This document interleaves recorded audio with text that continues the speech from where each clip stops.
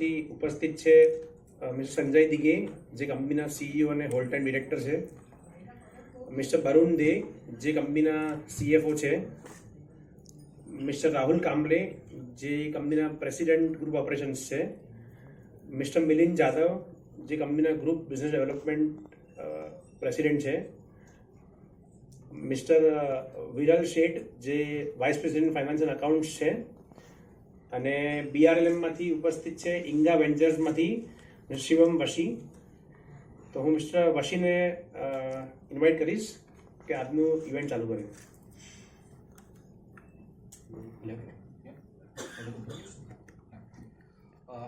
Thank you everyone, आप सबका जुड़ने के लिए आज क्रिस्टल के IPO लॉन्च इवेंट में. टू स्टार्ट विद, क्रिस्टल एक फैसिलिटी मैनेजमेंट कंपनी है जो लास्ट 20 साल से ये एरिया में काम कर रही है. ये IPO हम स्लाइड ये IPO 300 करोड़ का इश्यू साइज है, जिसमें 175 करोड़ फ्रेश इश्यू होगा, 125 करोड़ ऑफर फॉर सेल होगा. ये IPO लॉन्च होगा 14 मार्च को, जो 18 मार्च तक चलेगा, जिसमें 3 working days, that is 14, 15 and 18. Once again, I welcome you all, and I now request Sanjay sir to please take forward and give some highlight on company of business model of Crystal. Sir.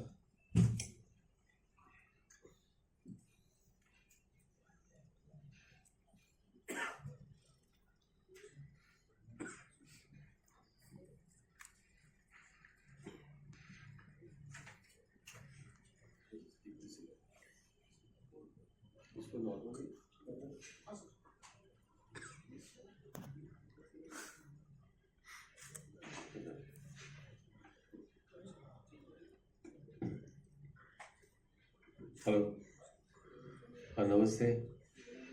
आप सभी का स्वागत है यहाँ पे. शिवम ने organise किया है. कल मुंबई में हुई हमारी कॉन्फ्रेंस, ऐसे ही प्रेस मीट और एनालिस्ट और ब्रोकर्स मीट, और आज अहमदाबाद में आने के लिए खुशी है. IPO अगर करना है तो अहमदाबाद के पूरे स्टॉक ब्रोकर्स, प्रेस, इनको बताना ज़रूरी है कंपनी क्या है और हमारी एक ग्रोथ स्टोरी क्या है, IPO के लिए जाने की वजह क्या है.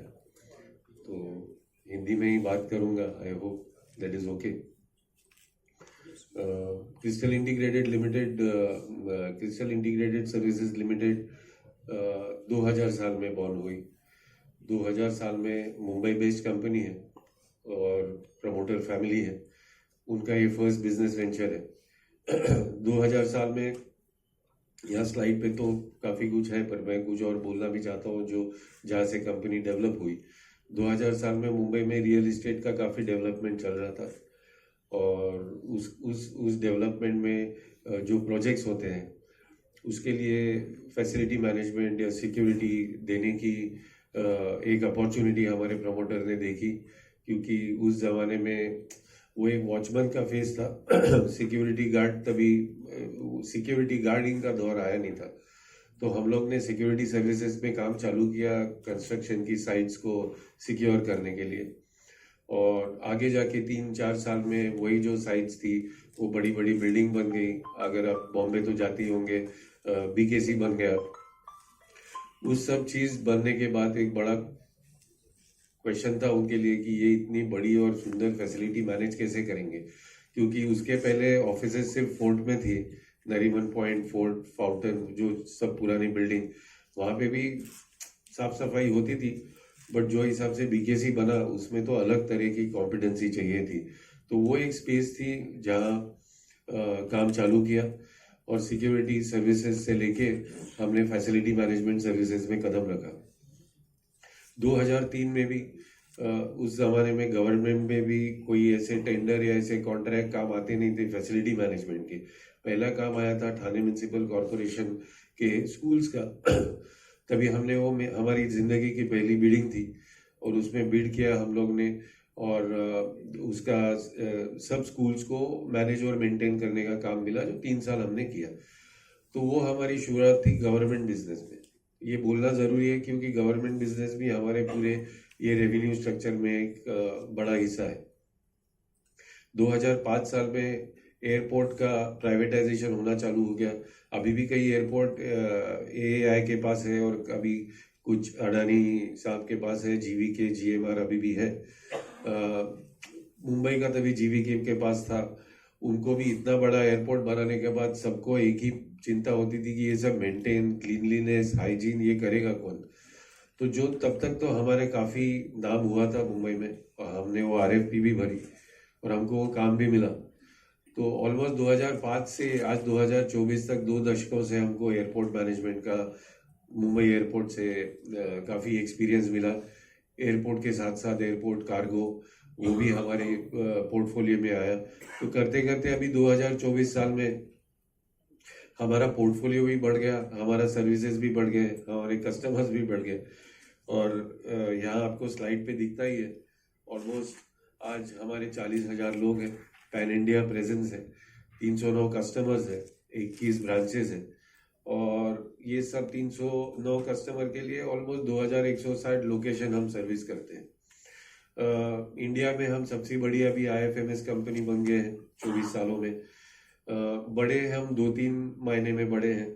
एक तो हम बड़े हैं इसलिए कि हमारी सर्विसेज काफ़ी ज़्यादा है। आप सिक्योरिटी सर्विस, मैन गार्डिंग देख लीजिए, housekeeping, janitorial, pest control, gardening, landscape maintenance, building maintenance, जो रेंज ऑफ सर्विस है जो हम एक customer. Second thing, I think so that once company decided to enter in 2010 with 300 crore fresh issue, and then it is postponed. Is it true? Hello, can you hear me? Can you hear me, sir? Yeah. The first question was very good, and nobody asked me this even in Mumbai. Ki why are you so late? IPO निकालने के लिए the company has to be prepared in a particular way because every promoter, the management wants to make it a success story. So nobody would. It is a very serious business. I mean IPO लाना एक बात है और IPO को लेके आने के बाद एक सस्टेनेबल ऑर्गेनाइजेशन चलाना, जो इन्वेस्टर्स हैं जिन्होंने आप पे फेथ रखा है उनको सेटिस्फाई करना, कस्टमर को सेटिस्फाई करना, जो भी आईपीओ के प्रोसीड्स आते हैं उसको अच्छी तरह से डिप्लॉय करना। वो जब भी डिप्लॉय करते हो तो उसकी केयर लेना कि जैसे आप ग्रो होते हो तो आपकी पूरी मैकेनिज्म उसके लिए प्रिपेयर्ड है। काफ़ी टाइम हम देखते हैं कि कंपनी ग्रो होती है 21, 22, 30% से और फिर बीजे कस्टमर छूट जाते हैं, ध्यान बिजनेस पे रहता नहीं है, सर्विस डिलीवरी कहीं थोड़ी इधर उधर हो जाती है। Sir to be very honest, हमको वो रिस्क लेना नहीं था, हमको प्रिपेयर करना था। It is always better to what they say plan, prepare and perform. तो हमने प्लानिंग की, हमने पूरा एक ऑर्गेनाइजेशन बनाया, एजेंसी थी हम पहले, उससे ऑर्गेनाइजेशन बने। हम ऑर्गेनाइजेशन है, वी आर ऑर्गेनाइजेशन। बनना बहुत आसान, बोलना आसान है, बट उसके लिए बहुत मेहनत है। अलग अलग डिपार्टमेंट्स बनाना, वो डिपार्टमेंट में काम करने के लिए आपको अच्छे लोग चाहिए, यू हैव टैलेंट, तो टैलेंट लेके आना, उनको अट्रैक्ट करना, उनको ट्रेन करना। तो हमने ये प्रिपेयर किया और जब भी हमको लगा कि यस अभी हमारे पास टैलेंट बैंडविड्थ है, हमारे पास एक अच्छा रेवेन्यू है, हमारे मार्जिन्स अच्छे आ रहे हैं, हमने काफ़ी कुछ सीखा है, आगे सीखने के लिए रेडी है, तभी ही हमने सोचा कि यस अभी एक टाइम है कि हम मार्केट में जा सकते हैं। And what we can do post market was also very important and we have almost spend 18 months कि पोस्ट आईपीओ लाइफ कैसा होगा, अपनी एक्सपेक्टेशंस क्या होगी, क्योंकि अब तक तो एक्सपेक्टेशन में भी बैंकर की थी, क्लाइंट की थी, और अभी तो इन्वेस्टर की एक्सपेक्टेशन है। One big expectation is getting added. जैसे मैंने बताया एक भी शेयर डाइल्यूट नहीं किया था तो इन्वेस्टर का सवाल था नहीं, but that community if you have to now also keep with you have to be sir very serious, हमारा मानना है। That's the reason sir we took our time, we thought now we are prepared the best, this is a good time. Business भी अच्छा stable हुआ है, establish हुआ है, customer की रिटेंशन रेशो हमारे अच्छे हैं, क्लाइंट हैप्पी है, एक एक क्लाइंट 20-20 साल हमारे साथ है। वो जो कॉन्फिडेंस जब ही आया तभी हमने ये डिसीजन लिया। Your borrowing in March 23 was around 48 crore. Within 6 months, it's the double, 103 crore. What is the reason? Sir, good question again. Abhi, we have acquired some very big businesses in the last couple of months, and there is a credit cycle. Recovery has its own time. Therefore, that is our that ratio has gone up. एक कोई भी business अगर corporate का, government का बड़ा business हो, streamline होते, stabilise होते, 3 महीने, 2.5-3 महीने लगते हैं उसके ऊपर. So that's the reason that is shot up. But over the period of 45 to 60 days, again it will normalize. It is cyclical. So every time you acquire businesses which are big in a year, there is this kind of trend that we see. So no doubt your top line and bottom line have consistent growth during the last three years and H1 of FY24. But your EBITDA margin has went down in H1 FY24 compared to previous year. What is the reason? There is a reason which is strategic to it. मतलब it has not just happened. As I explained to you, we are in the government and corporate business. Nowadays, both these businesses, whether in corporate आप RFP भरते हो or in the government you have a pre-qualification. When you are bidding for large tenders, you require pre-qualification. And pre-qualification takes time to build. Like today, we are saying we have got qualified for some large tenders. The pre-qualification we have started building since last 3-5 years. There are some business that we acquire which are very niche. Also to build this pre-qualification. हमको मालूम है कि अगर ये corporate client कुछ अलग है और इसको मैंने एक्वायर किया तो अगले 3 साल में अगर यही टाइप के बड़े बिजनेसेस आएंगे, मेरा क्वालिफिकेशन उसमें आ जाएगा. I will be prepared to bid.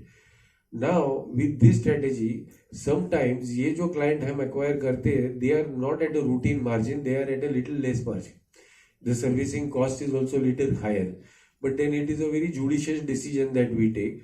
And going forward, we know we can make up for this when we actually have our PQ right and acquire some good client. So again, very rightly pointed out, but it is pretty much strategic that you see this. But over the period of time, abhi 6 more months are to go, and again these things are cyclical. Every year, once every 2 years, 1 year would you will see kind of fluctuation like that. But we are very aware of it. And we also have a plan to get it back on track. We have that methodology very right. At the end of the day, these dips, though they see it on the graph, they ultimately add value to the organization because your PQ is becoming more stronger and stronger. I think that is a very practical answer to your question. You have not mentioned the NAV, the post-issue NAV. Actually, what is it? Post-issue NAV, I will leave it to my You have merchant not banker. mentioned in prospectus. Pre-issue NAV comes around price to book value comes